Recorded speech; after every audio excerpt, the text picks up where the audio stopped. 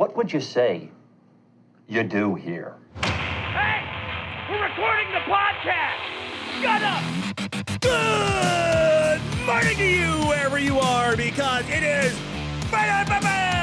for January 22nd, 2024. My name is Burnie Burns, sitting right over there, looking right at me, coming soon to Apple Podcasts, Ashley Burns. I fucked that up when I talked about that the other week. Well, we just had a couple of throwaway words that did some heavy lifting, really. I'm going to defend myself. Okay. Last week, we mentioned that we're going to be expanding. She's saying, it's so nice, she's saying we. To Apple Podcasts as well soon. We have yet to set a specific date for that. But you used the magic words. I said as well. But we scared the hell out of people that we were moving from our current home on Spotify, for which we're being paid a whopping $0. We're adding Apple Podcasts in addition to that. Yes, so you'll be able to find us on both. We'll communicate a bit more about that as it gets a little bit closer. In case Apple Podcasts is your preferred platform, please, if you're on Spotify, keep listening on Spotify. Don't tune out. We're going to be continuing to publish there. Drop ratings. Actually, that stuff does matter. Today's podcast brought to you by the algorithm. The algorithm. Yeah, so I personally am not a very big believer in coming soon. I never have liked coming soon. And when you work with people, a lot of people in marketing, they always want to make announcements, and then it doesn't matter how long between the announcement and when the thing actually happens. I don't know why they don't seem to care about that part of it. I care very much about that part of it. You might have noticed when we started this podcast, it wasn't like, hey, we're thinking about starting a podcast. It was like, there's a new podcast. You don't know about it. You'll be able to watch it or listen to it tomorrow. Here it comes. Yes. I'm a big believer. For me, the internet, which most things are on the internet these days, I think the internet is click here, not coming soon. People don't store away information for something they want to do later down the road. And I get it. There's a certain there's a science to marketing where people are like, but we need to. There is. Sorry, I scoffed. Evidence based. there's evidence based. There's the reasons that people do things this way, and part of it is they're like, we need to get the hype train rolling. You got to get time to build up the momentum, get it out of the station, or what? And get it. Or what? You know what I mean? It's because another part of the marketing is to have that really big launch day. We had a really big launch week without doing any of that stuff. Yes. And it can work really, really well, I think. Yeah. Sometimes it's fun to anticipate things. Sometimes it's fun to be like, new exciting thing that you didn't know was happening. And it's here. It's great. Example, Apex Legends. I think it helps a lot. It's just more of a gut. It's more of a gut check to do it. Yeah, more of a risk. And I think it's also in some ways, a gesture of confidence because you're not relying on hype to sell it. You're just like, here's our product. We believe in it. Yeah. You can try it right now. Yeah, everyone's aware of it right now. Everyone who would be excited about it right now, here it is. So basically what we're getting at here is when we do the addition of Apple Podcasts, we're going to talk about it soon, but we're not going to talk about it until it's like ready to go. Like you would know within like 2 or 3 days that you can sign up for this on Apple Podcasts. We're just doing an announcement before an announcement because I fucked it up last week. That's all. Yeah, so I'm not a huge believer in coming soon. That also applies to other things we'll be doing. There's other plans for this podcast that are in play. There is something coming probably within the next week, which is a little bit of a pivot. We'll have our first episode with a guest on it, and I'm so proud of the name that I've come up with this. And I'm going to die on this hill, even though I don't think Ashley likes it. And these episodes will be called? Morning Someone. So dumb. I love it. So if Ashley is not on an upcoming episode, don't worry. Ashley's just taking a break, a little rest, and she will be back with us shortly. I'm just rebooting, updating my firmware, taking it easy. While we're talking about firmware, did you hear about the Sports Illustrated layoffs? I guess is the best word to use, but really Sports Illustrated is laying off most, if not all, of their staff. Wow. Wait, real staff or the pretend staff that they have? Well, that's interesting because a lot of people are seeing it as from their AI scandal. Let's talk about that in a second. But this is from an NPR article by Emma Bowman. Hope I'm pronouncing that correctly. The publishers of Sports Illustrated is planning to lay off most and possibly all of its journalists on staff after failing to pay its licensing fee to the magazine's parent company. Authentic Brands Group, the magazine's owner, said in a statement that it ended its licensing agreement with the Arena Group, the magazine's publisher, to publish Sports Illustrated, but that it remained committed to the 70-year-old magazine's continued publication. What does that mean? Are they getting someone else to make a magazine? It's not canceled. It's just no one works there, or no journalists work there. So who's left that works there? Because they did say specifically all or most of its journalists on staff. Okay, so they're going to have their, what are they called now? Layout artists? Prompt engineers. That's what they're called.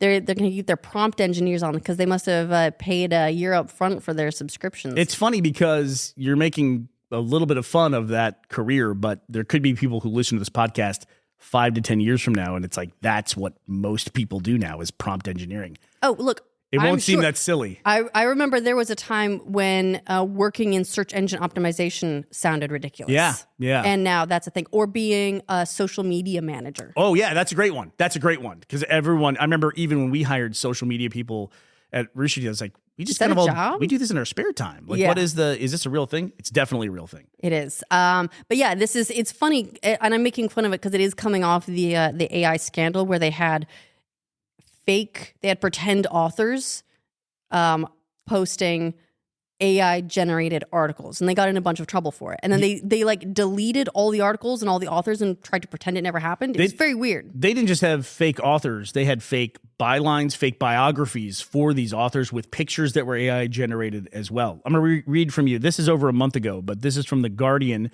This is Aram Salam, hope I'm pronouncing that correctly, reporting.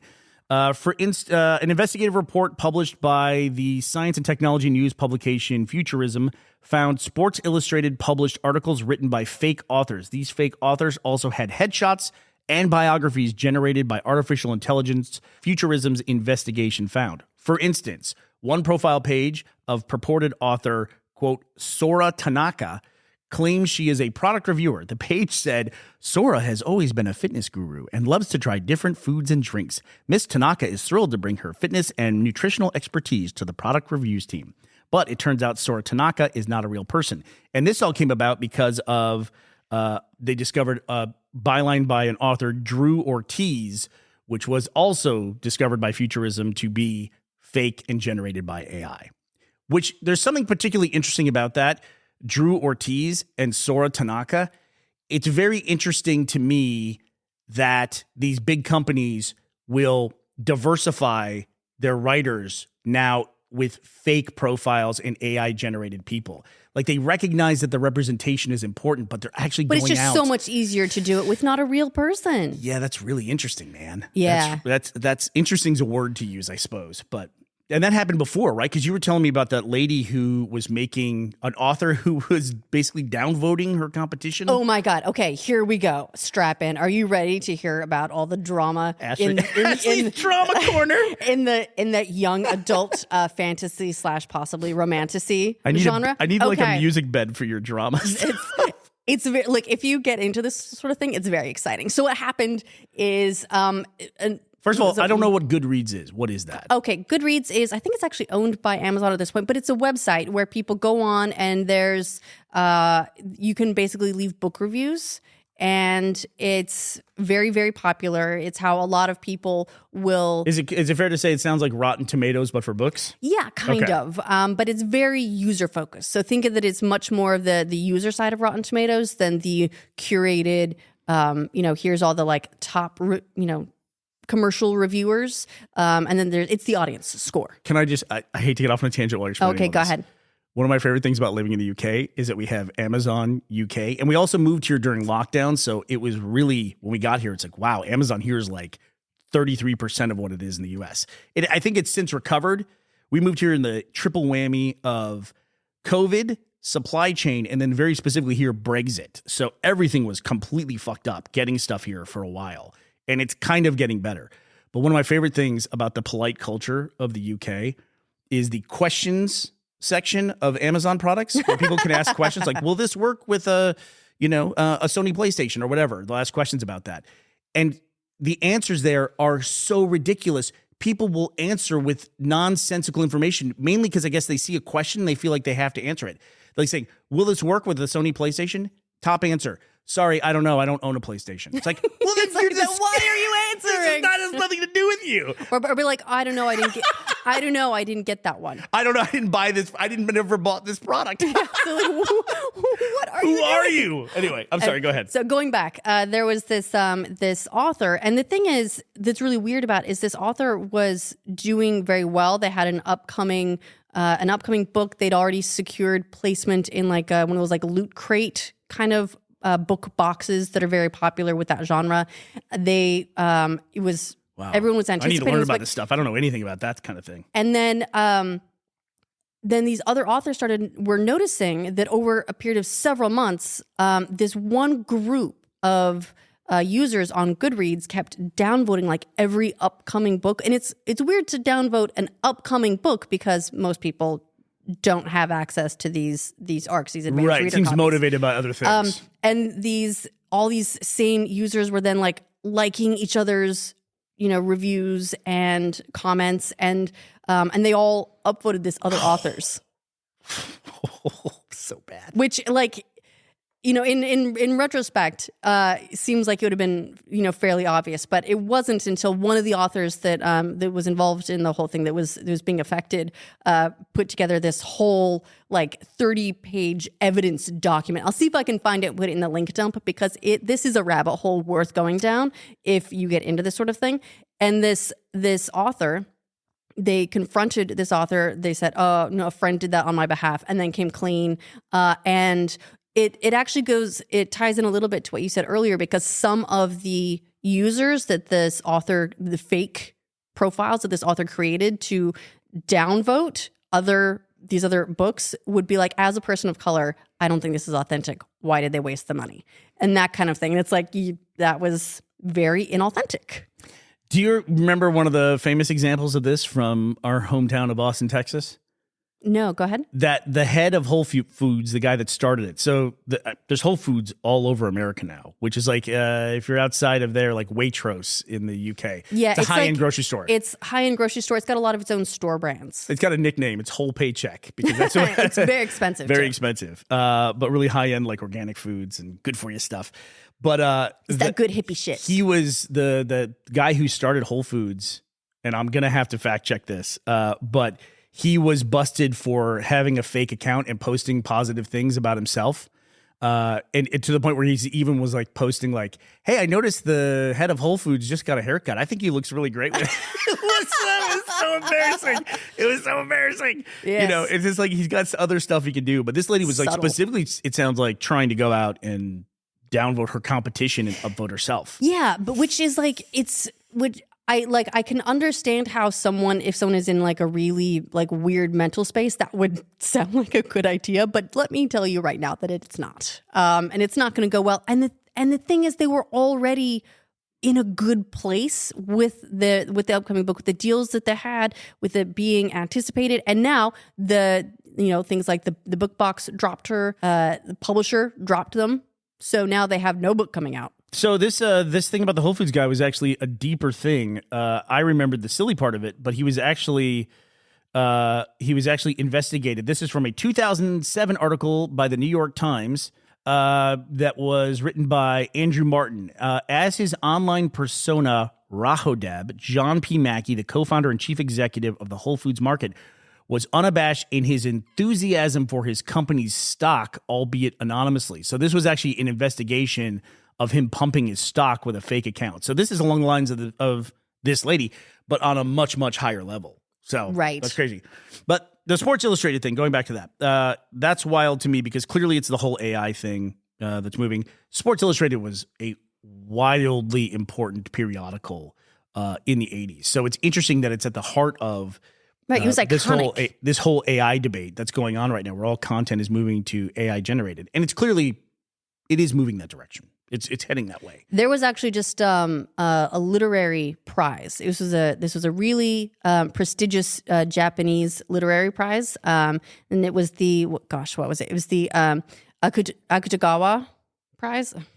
I think I just butchered that, but the author who won it, she won, and was like, by the way, about 5% of this was written by ChatGPT. She immediately announced it. Wow. Mind you, What does that mean? She immediately announced it after the award. So she it's not like won the immediate. award. She won the award and was like, by the way, Was it an experiment or something? I think it was maybe the thing is a lot of the book is about AI. And people are, I don't think she said specifically what parts were generated by ChatGPT. It's possible that it's the passages in the book that are supposed to be responses from an AI that could be the AI generated portions.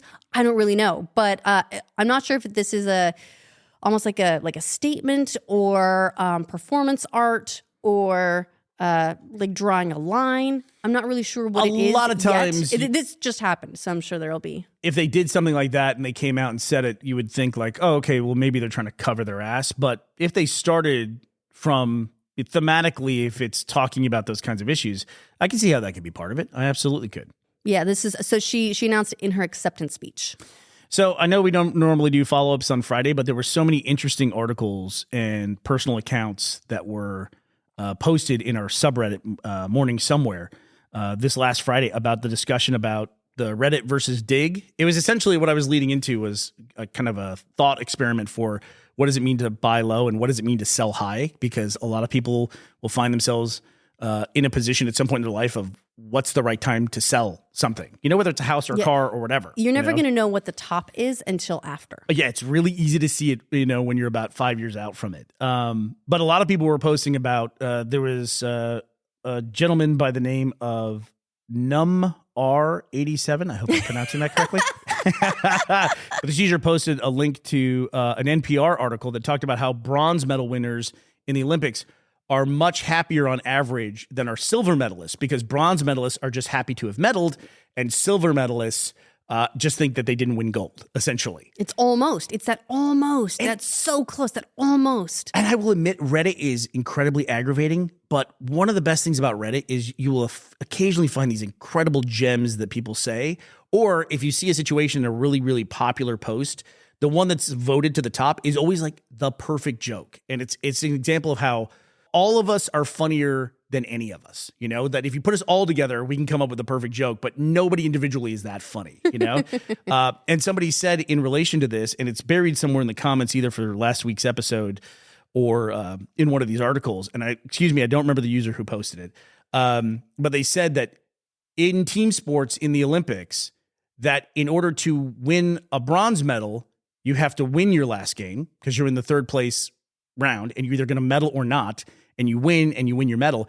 To get a silver, you have to lose your last game. Oh, yeah. So you walk away having lost and you didn't get the gold, but to get the bronze, you won and you prevented yourself from not medaling at all. Right. So at least you kind of go out on a high. It is interesting. It's like a totally different mentality, and you can see how that would lead to that. We also had a user whose name is LC Hirsch. I hope I'm pronouncing that correctly. They posted that they were a 5 numbers out of 6 lottery winner in Australia. And I'm going to read their post here. Can't remember all the details, and the app doesn't go back that far for proof, but I had all the winning numbers bar 1. Funnily enough, I had a 44, and what I needed was a 4. See, they remember the number. They remember the number. Absolutely. And it was long ago, so long ago, the app can't find it, but they definitely still remember the number. I'm not 100% sure how drawings in Australia work, but even though I had one number missing, I was placed in the 3rd division and won 3.7K Australian dollars, I assume. If I had the 4 I needed, it would have been a 3-way split of 20 million. Oof. Almost. After the initial, what are the odds, are you shitting me, feeling wore off, I just laugh about it. I still got a few grand out of it. I funded a very nice gaming PC, the only logical choice. I agree with you. And I still play my weekly $15 ticket.